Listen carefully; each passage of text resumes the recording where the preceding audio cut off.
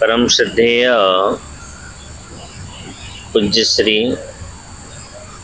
आचार्य भगवंत पुष्पदंत सागर श्री जी महाराज साहब के शिष्य रत्न श्री प्रणाम सागर जी महाराज साहब से आज हमारी भेंट वार्ता हुई और भेंट वार्ता के अंतर्गत आप श्री भक्तामृत स्तोत्र के ऊपर जो गहन चिंतन मननता के साथ में ग्रंथ को आपने प्रकाशित करवाया है, वह हकीकत में अपने आप में एक अद्भुत, अलौकिक, अद्वितीय है, जिसमें संपूर्ण सार को आपने समाविष्ट कर दिया है। उसी के साथ में जैन धर्म के लिए एक प्रेरणास्पद, जिस प्रकार से अन्य यदि ग्रंथों को लेकर के चलते हैं तो कहीं न कहीं विरोधाभास की स्थिति बनने की संभावना रहती है, परंतु नमस्कार महामंत्र और भक्तामृत स्तोत्र, जिसके अंदर कहीं भी विरोधाभास की स्थिति नहीं, जो आपस में अपने आप में प्रेरणा देता है, भक्त को अमर कर देने वाला ऐसा भक्तामृत स्तोत्र, ऐसे हम सभी को भटके हुए को अमरता का शुभ संदेश देने वाले ऐसे अनुपम कार्य को आप जो कर रहे हैं, निश्चित रूप से अनुमोदनीय है, प्रशंसनीय है। साथ ही जो अभी यहाँ पर शिला तैयार हो रही है,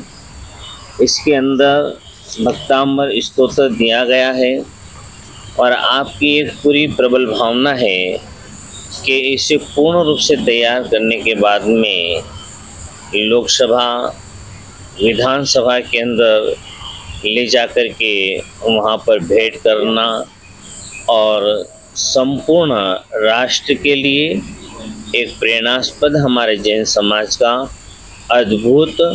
मानतुंग श्री जी महाराज साहब के द्वारा विरचित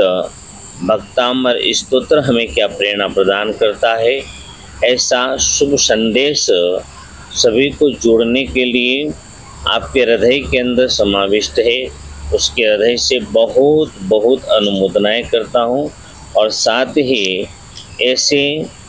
जिस ग्रंथ को प्रकाशित करने के साथ में ये शील्ड यदि लोकसभा अथवा विधानसभा तक पहुँचती है तो मेरे ख्याल से जैन समाज का कोई पहला ऐसा कार्य होगा जो आज तक किसी ने नहीं किया है। उस कार्य को आप करने जा रहे हैं।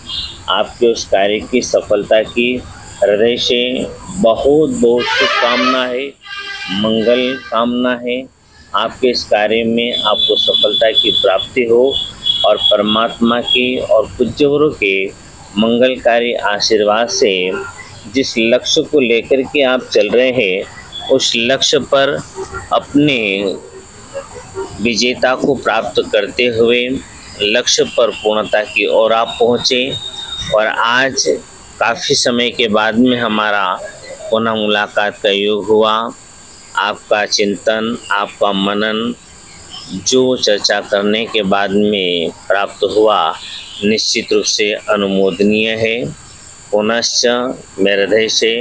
मनुष्य की बहुत बहुत अनुमोदनाएं करता हूँ, साधुवाद प्रेषित करता हूँ कि आपके इस अथक परिश्रम और पुरुषार्थ के लिए परमात्मा गुरुदेव आपको संबल, दिव्य शक्ति एवं सामर्थ्यता प्रदान करे कि आप निरंतर जिस लक्ष्य की ओर अपने कदमों को बढ़ा रहे हैं, वह लक्ष्य निरोगता के साथ, निराबाधता के साथ में आपको अपनी मंजिल तक पहुंचाने वाला बने। ये हृदय की बहुत बहुत शुभकामनाएं आपको प्रेषित है।